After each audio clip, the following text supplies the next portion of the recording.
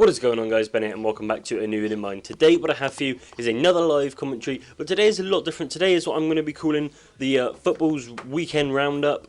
Basically me going through the news and not the results so much, so I've already done the results, but the news for the past week in football, bringing it to you in a format of viewing a FIFA game, which I'm just going to load up now. It is going to be a live commentary, so I will be playing and trying to talk about these items as I go along. As you can see, my demo stopped downloading there, but if I do get anything wrong, please don't, be harassing in the comments down below. It is just because I'm trying to concentrate on the game as well. Everything I've picked up is from a reliable source of BBC or ITV or Sky Sports. Everything I picked up is, even there's going to be like a transfer talk section, and all of that is just, all of it is off the BT Sports or Sky Sports or BBC Sports. Like I said, as you can see, this guy's got a pretty sick team. Mix between a Netherlands and a Bundesliga team, but it should be manageable. But we're going to get straight on into the news with possibly the most significant bit of news for an England fan. Jay Rodriguez is injured. They're not quite sure how long he'll be out for. It is a serious knee injury. He got injured playing against Manchester City on Saturday. But Pochettino, the Southampton manager, said it does not look good. And Roy Hodgson has also backed it up, saying it does not look like he will make it to the World Cup. So straight away, that is some serious bad news for everybody in England. Everybody wanting England to succeed in the World Cup. Jay Rodriguez is a fantastic young little player, and I'm sure he'll come back stronger than ever, but it's just the fact that he's going to miss this World Cup. It's going to be another 4 years, obviously, until he gets his name on a World Cup team sheet, and it's just heartbreaking for him, really. It's just... It wasn't a bad tackle from anybody. He went up to control a ball, he jumped in the air, and just the way he landed, he twisted his knee. He came off the pitch in tears on a stretcher, so you could tell straight away it was pretty serious shit. And you got to feel sorry for him. He's a fantastic young little player. Him, Lambert, and Lallana have all done fantastic this season so far, and it's just a massive shame that he's going to be out. And obviously the left-hand side of our team, of the England team now, is going to be a lot weaker than what it could have been. Obviously, everybody says that Jay Rodriguez is a striker. For me, he works better as a left mid, a left wing, or a left forward, one or the other. And to be honest, I think that's where Roy Hodgson would have played him. It's like I said, it's a great shame. They're not 100% sure if he'll be out for the World Cup, but both Pochettino and Roy Hodgson said that it's most likely that he will be out. This guy's actually really solid in defence, really fucking annoying. But yeah, so hopefully he can be back soon, and best wishes to him. And hopefully he can be back for the World Cup, because I've always rated him as a player. Him, Lallana, and Lallana and Lambert are probably my favourite like smaller England players. Obviously you've got your Rooneys and stuff like that. I think that, well, obviously I like Rooney and stuff, but they're my favourites.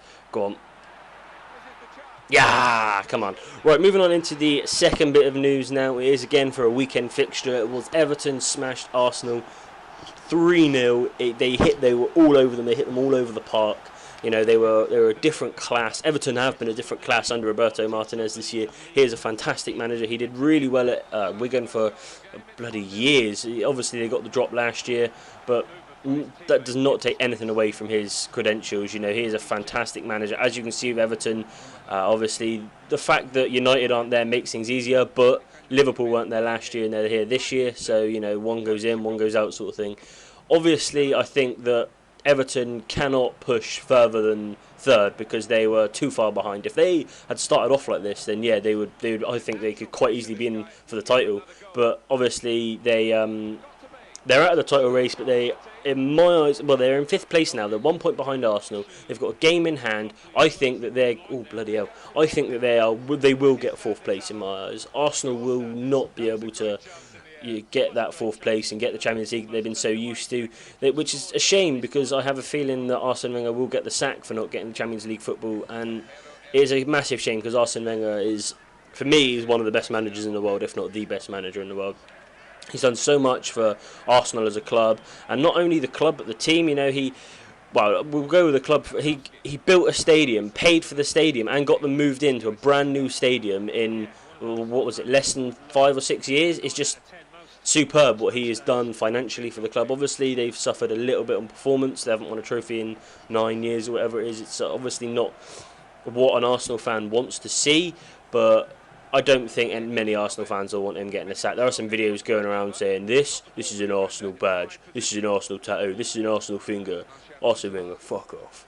You know, he's just an idiot that doesn't know. I don't know if any of you have seen that video, probably not, and I've just made myself look like a tit. But the guy clearly doesn't know what he's talking about. Arsene Wenger's a fantastic manager, and it's just that the clubs above him are so strong. You know, both Manchester City and Chelsea have spent a lot of money in the past 5 or 10 years to get where they are, and you know that's literally why they are where they are. Yes, company, good header. And Liverpool, they're only there because of Suarez and Sturridge and a little bit of Steven Gerrard. So there's nothing against Arsene Wenger. I think he's done as the team he's got is poor. Yes, he should have signed a striker in January instead of Özil. He played well to begin with, but he has dropped off massively. I always said Özil wasn't a good player. I know a lot of you are going to disagree with that, but I don't rate Özil at all. Not as a Premier League centre attacking mid anyway. Just because he can't shoot, and you know everybody likes a player that can shoot. So that's obviously a massive blow for Arsenal. Most likely not going to get Champions League, but. Saying that, Everton do have a tough run of fixtures. They have Manchester City. They have... do they have... No, it's Liverpool that have Chelsea. They have Manchester City and a couple of other decent teams. So, you know, they are going to struggle to... Oh, my God, that was a good save. They are going to struggle to retain the 4th place if they get it. Obviously, if they win their game in hand. Or draw their game in hand, I think it is. But, you know, I think Everton are going to do it. Moving on to the next piece of information, we do have that late last night, Chris Hughton was sacked. Or was it last night or Saturday? One of the. Chris Hughton was sacked from Norwich. Obviously, Norwich aren't doing fantastically well this year. They are struggling big time. They have been struggling pretty much the duration of the season, I would say.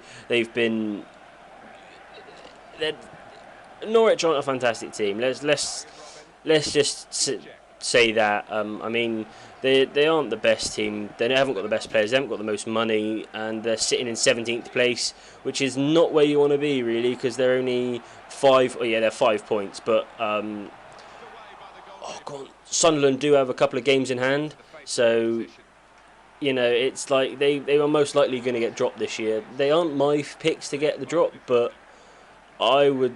There's a good chance that they will, and it's obviously not good.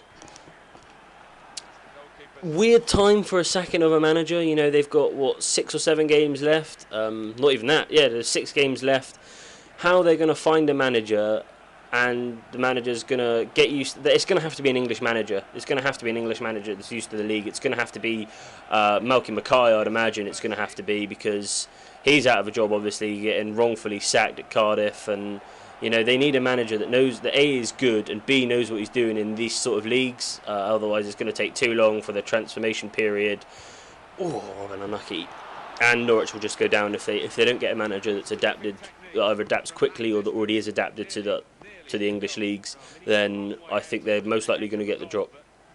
The next piece of news is that Champions League returns this week. Obviously, everybody's a massive fan of the Champions League. Last week, the Champions League first leg quarter-finals took place. Obviously, Chelsea drawing 1-0 with PSG, Barcelona drawing 1-0 with Atletico Madrid. Real Madrid doing the dirty over my beloved Borussia Dortmund and beating them 3-0.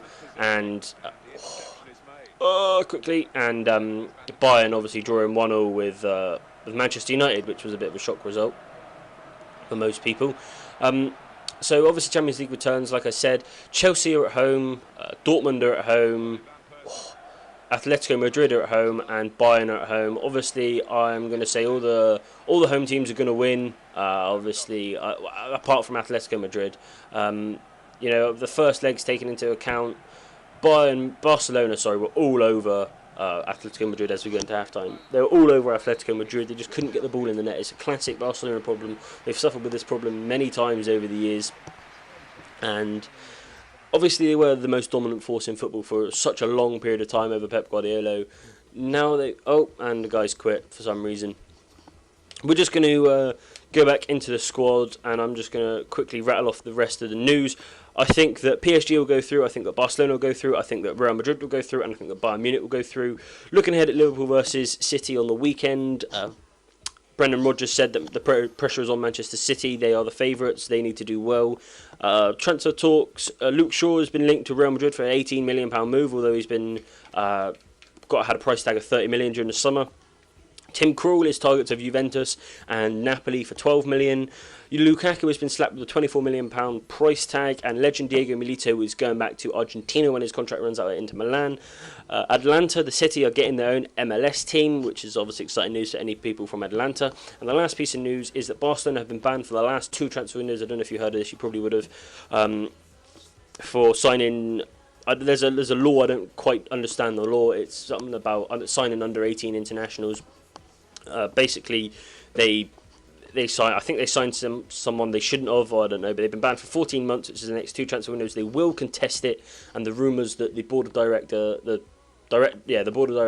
I can't remember his name. He is not resigning, although the rumours said he is. He said he has come up with a statement saying he will not resign, and he is looking forward to trying to. Well, he's not looking forward, but all he's concentrating on now is trying to get this ban removed. But anyway, guys, that is the end of this episode. I was hoping for a little bit longer so I could go through the last 3 or 4 little sections in more detail, but I spent too long talking about Chris Hughton and Everton, I think. But anyway, thank you guys for watching. Please do be sure to comment, like, and subscribe. It really would mean a lot. Also, do be sure to check out the video I got out yesterday. It's a live commentary on all the results and stuff like that. I am recording this on Monday. You'll probably see this on Tuesday or something like that, a late Monday night. But anyway, guys, thank you for watching, and I'll see you guys in my next video. Adios.